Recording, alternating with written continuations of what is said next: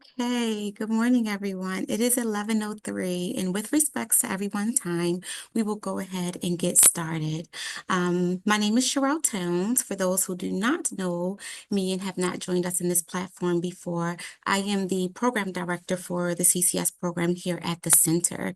Joining us today is Sharon King, our Senior Vice President of Population Health, and she will be presenting on CFC and REM for DDA participants. We do ask that you hold questions until Sharon does open questions to the audience, or until the end of the presentation. If you would like to drop questions in the chat, myself and Heidi will be monitoring the chat and can provide answers there, to any questions that may be asked, or we'll wait until the end when Sharon opens up the floor for questions. So I'm going to go ahead and turn it over to Sharon, and we're going to get started. Thank you, Sherelle. Yeah, my name is Sharon King. I'm the Senior Vice President, Population Health, so I oversee all three of these programs, oversee the directors. And I've been here for 32 years, so I was here as we started and implemented each one of these programs. Next slide.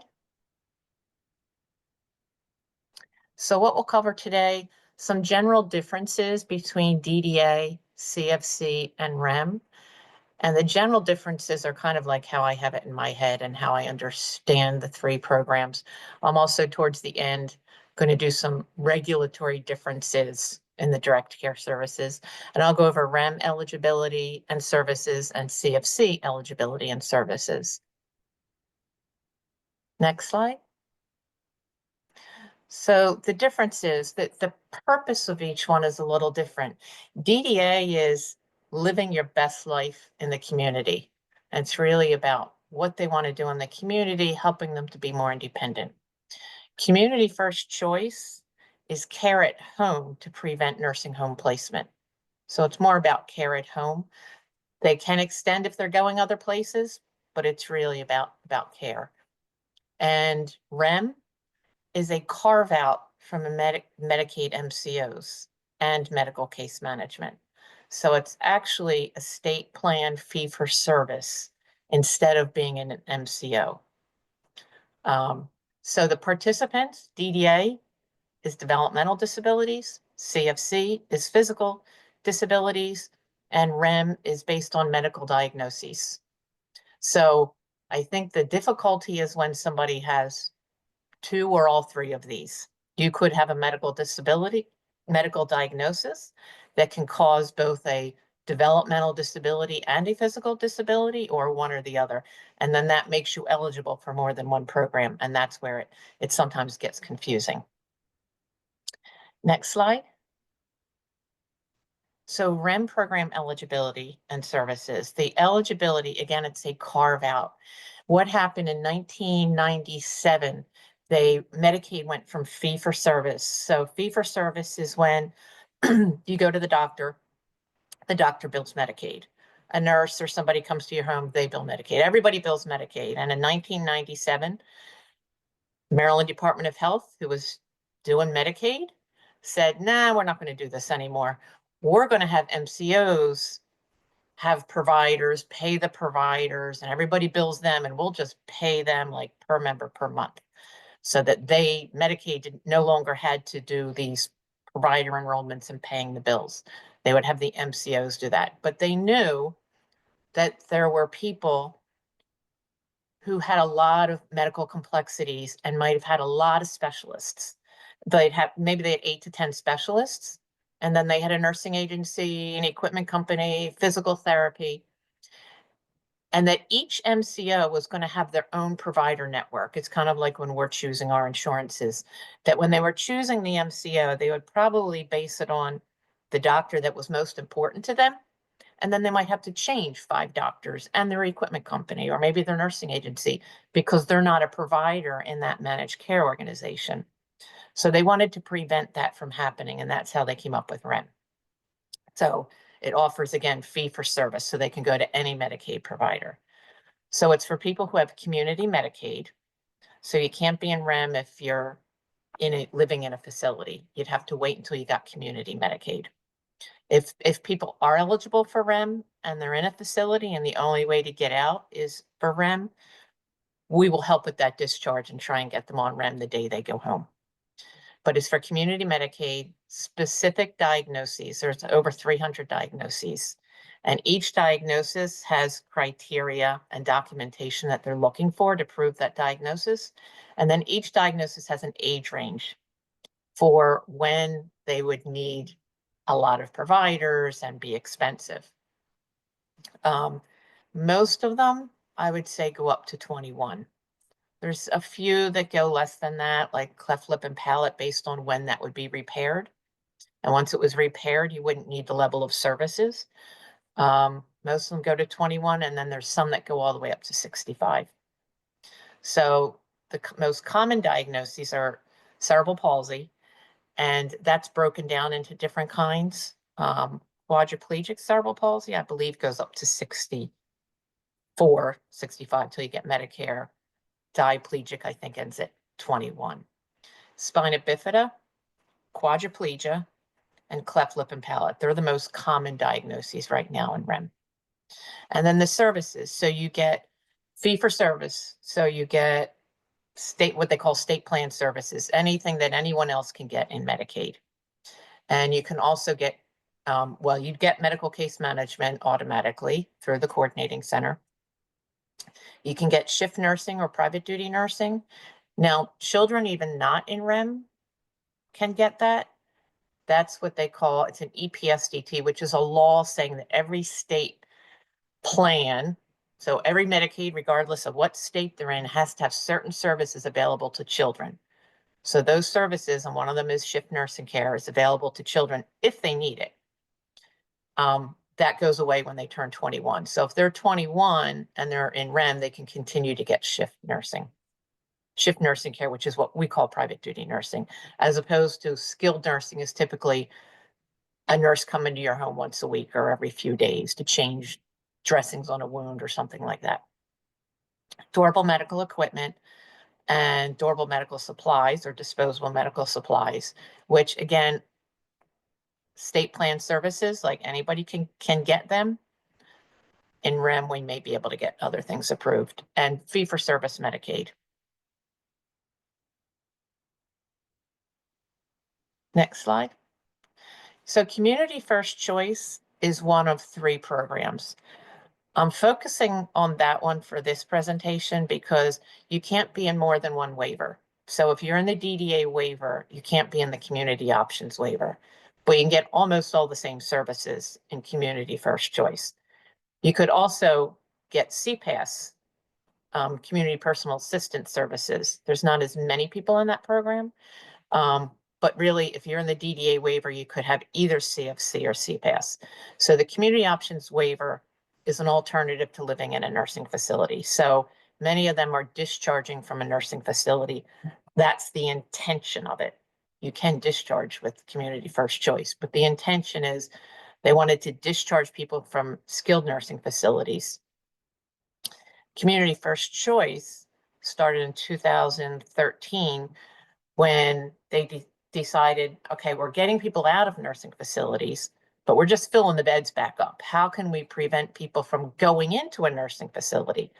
And that's was the purpose of Community First Choice. So it's intended for people who are living in a nursing facility or who would be eligible to be in a nursing facility, but are not. They're living in the community.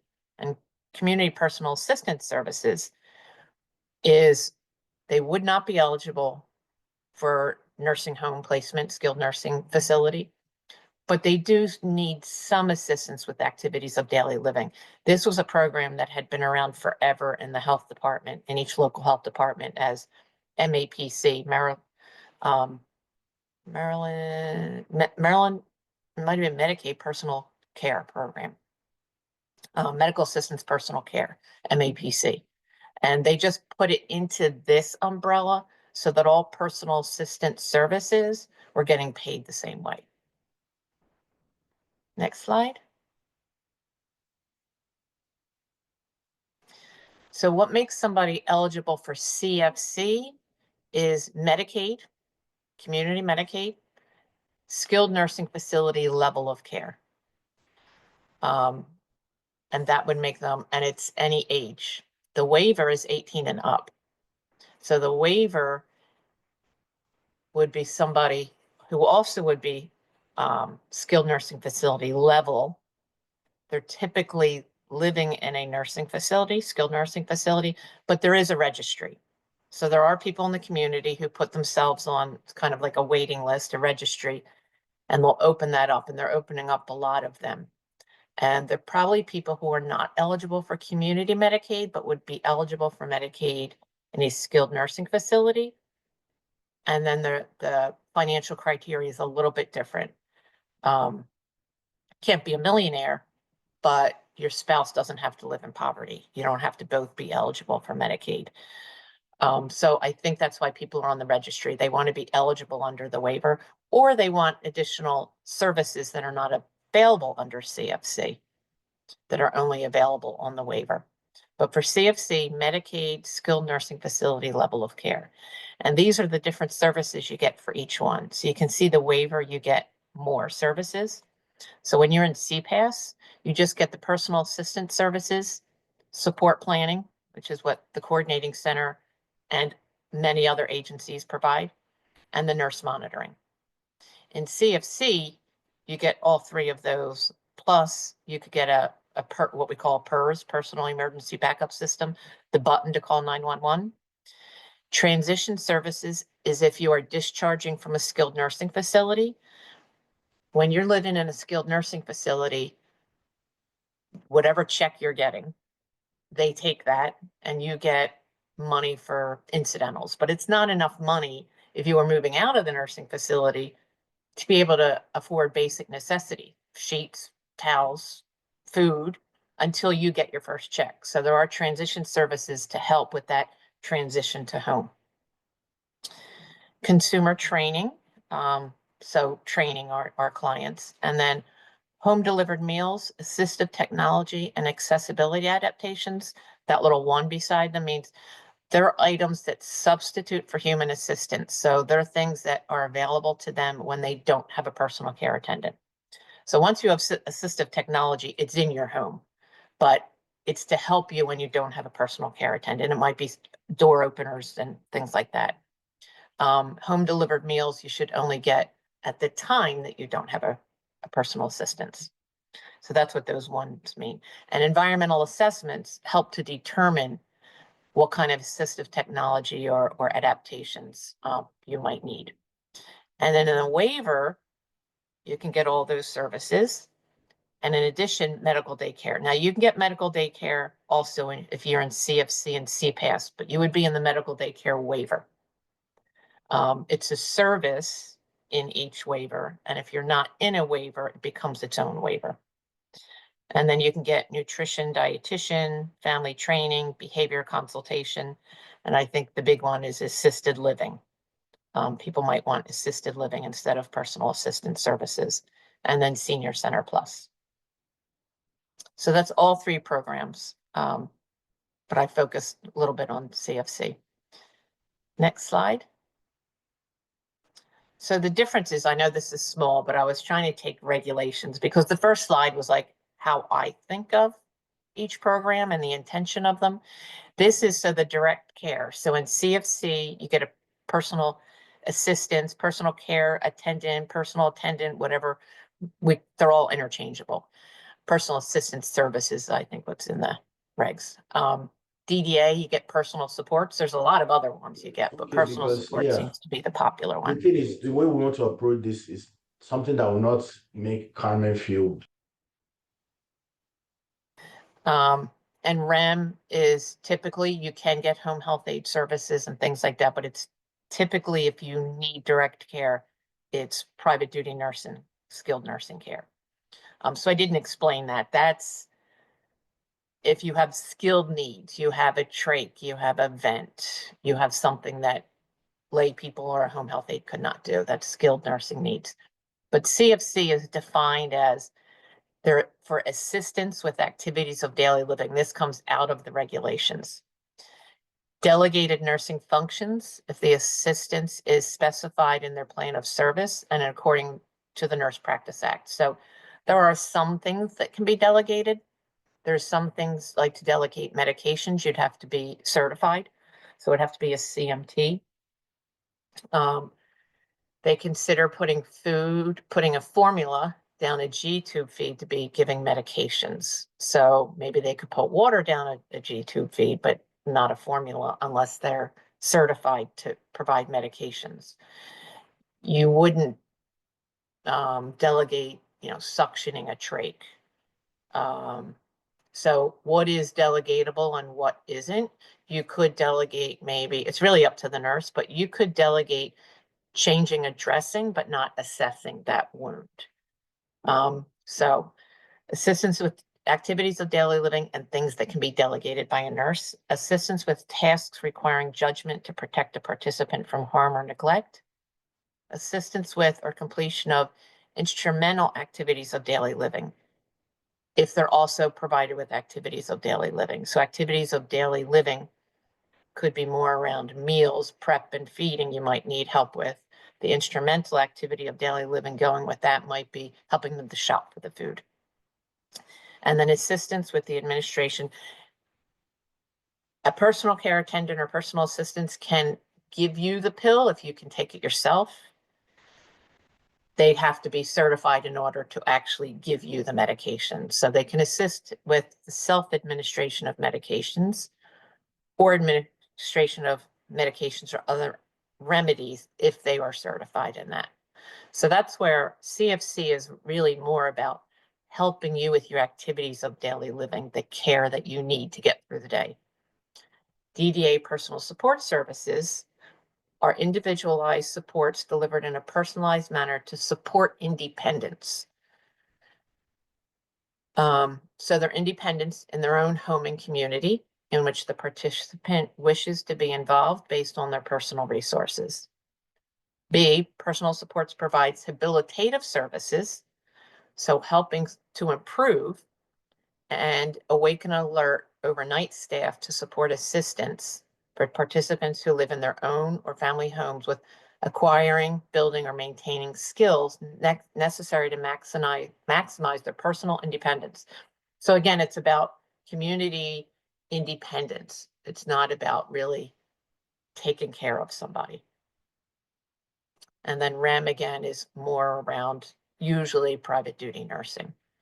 They can have a home health aide, which would be very similar to the CFC personal assistants.